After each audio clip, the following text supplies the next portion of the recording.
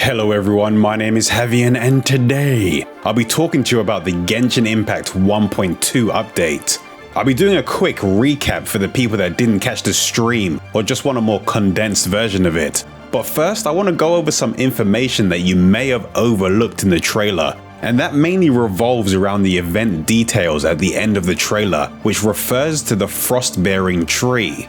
During the stream, the frost-bearing tree was mentioned, and it was said that this tree would give people rewards when providing it with a material called a crimson agate. Continuously submitting the crimson agates that you'll find while exploring Dragonspine will increase the level of the tree, and depending on the level it reaches, you can obtain some useful items. For example, at level 4 you can obtain a warming bottle gadget, and at level 10 you can obtain a blueprint for the 4-star catalyst, Frostbearer. It seems like at the end of the trailer, more of the rewards that you can get from the tree were on display than was actually mentioned during the stream. These items include Acquaint Fates, Intertwined Fates, Adventure Rank EXP, a Crown of Sagehood, a Polearm prototype, a new crafting recipe which could be for the new camera gadget that has been added to the game, a new name card, Hero's Wit, Mystic Enhancement Ores, Mora, and according to the trailer, a new set of wings called the Wings of Concealing Snow. A lot of these rewards will be very useful to people, but for things like the Fates and Crowns, I can't see them giving us just more than one of each. But it is still worth knowing what we may be able to get from this update so you can plan ahead, especially if you are looking for another prototype polearm, or if you were just interested in collecting name cards and wings. The first thing shown during this livestream was the trailer and the two characters, Albedo and Ganyu, who will be added as playable 5-star characters in update 1.2. Albedo is described as a young yet legendary genius alchemist in Mondstadt, wielding a sword and the power of Geo. His elemental skill summons a flower-shaped object called a solar isotoma. When enemies within the field created by the solar isotoma are attacked, the flower will bloom into a transient blossom, which will deal AoE geo damage. And it's possible for a character to stand in the center of the solar isotoma and stand on a platform that will raise them into the air. This will be useful for reaching higher locations while exploring, or if you're using a character that can benefit from being above enemies while in combat. His elemental burst causes geocrystals to burst forth in front of him, and if his solar isotoma is already on the field, then fatal blossoms will be generated that burst violently into bloom, and I assume these blossoms will also deal additional geo damage to enemies nearby. And the second 5-star character in this update is Ganyu, who is a half-human, half-adeptus cryo archer who serves as an emissary and secretary for the Liyue Shising. Unlike the other archer characters in the game, Ganyu's charged attacks has multiple charge levels that will have a different effect depending on how long the bow is charged for. One of the examples shown was shards of ice raining down from above enemies in a small area after what seemed to be a fully charged charge shot. Her elemental skill places a cryo flower on the ground that taunts nearby enemies and explodes after a certain amount of time has passed. And for her elemental burst, Ganyu summons ice shards that rain down on enemies below. Both Albedo and Ganyu will have their first parts of their character stories added to the game during 1.2. Albedo's quest will arrive after the version update, and his story will lead directly into the Chalk Prince and the Dragon event storyline. And Ganyu's chapter will be available in mid-January 2021. And I assume that both of these characters will have their own rate up in the wishes around these times as well. The new Dragonspine area will expand the current game world and introduce new locations, new enemies, new puzzles, new domains, and new gameplay mechanics and more into Genshin Impact. The environment is dangerous in Dragonspine, and it introduces a new mechanic called the Sub-Zero climate. The Dragonspine area will be too cold for characters to withstand, and as a result, they will start to rapidly accumulate the sheer cold status effect. Some gadgets will be rendered unusable while this is happening, and certain actions and environments will increase the rate at which sheer cold accumulates.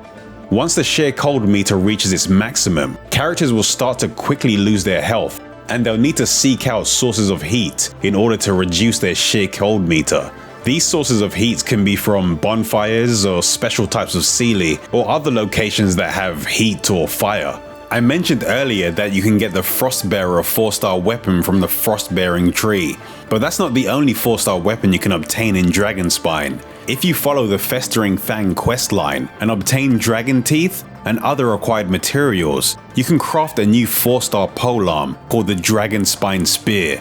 There's also a 4-star claymore that can be obtained if you solve the mysteries of the Entombed City ruins. The clues and hidden quests related to these ruins are scattered all over Dragonspine, so it will require some exploration and a bit of discovery in order to obtain this weapon and blueprint. Update 1.2 will also introduce a variety of events to the game, with the main event being the Chalk Prince and the Dragon, that introduces some additional story to the game, in which Albedo takes the traveler on a dangerous quest and entrusts him with a cursed sword. This storyline also seems to put a spotlight on Sucrose and introduces the new character, Rosaria.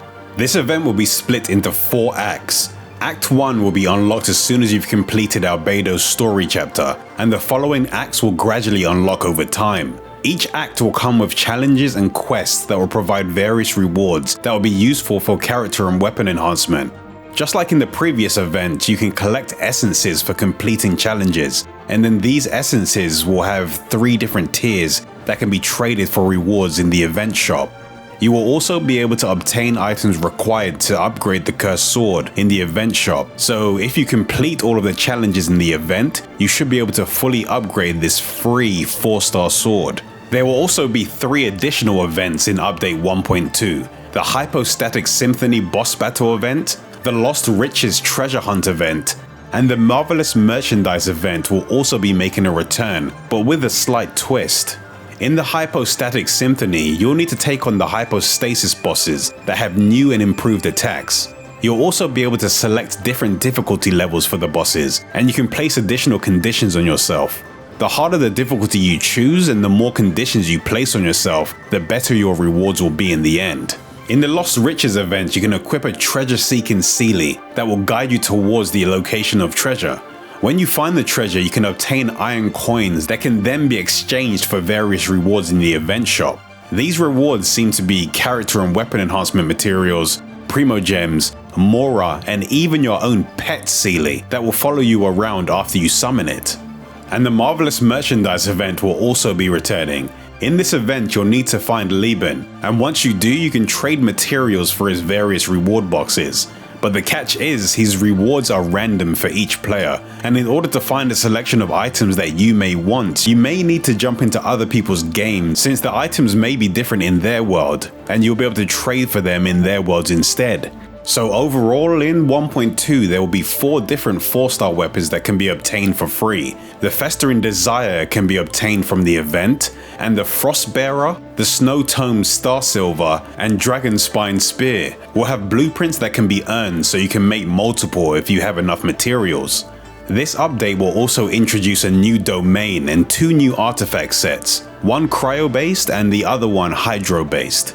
The cryo set is called the Blizzard Strayer, which has a 15% cryo damage bonus for wearing 2 pieces of the set. But if a character is using 4 pieces of the set, it has the following effect. When a character attacks an enemy affected by cryo, their crit rate is increased by 20%, and if the enemy is frozen, their crit rate is increased by an additional 20%.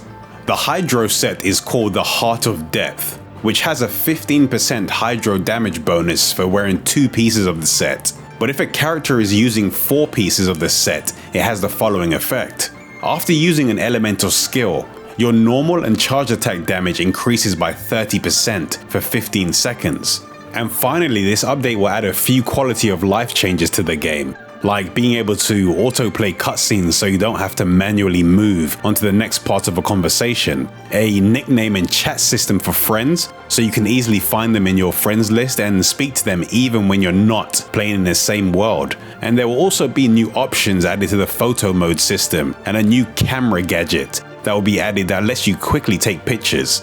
Domains will also receive a new change that will put rewards directly into your inventory instead of on the floor where you originally had to pick them up manually one by one. And you'll also be able to repeat the same domain without having to exit and completely restart it.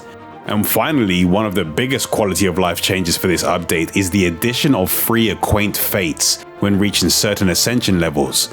When you ascend a character at levels 20, 50 and 70, you'll receive an acquaint fate. So if you already have a few characters leveled, you'll have a lot of fates waiting for you once the update lands.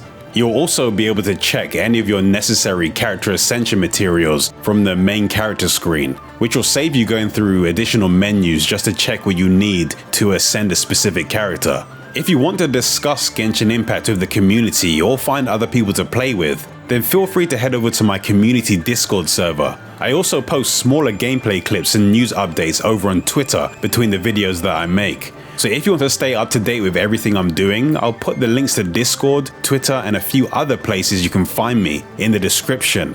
If you want to see any of the other gameplay videos that I make for Genshin Impact or other action RPGs, then don't forget to subscribe and remember to click the bell so you'll be the first to know when a new video is available. I'll be making some new videos very soon, but until I make those videos, I'll see you all later.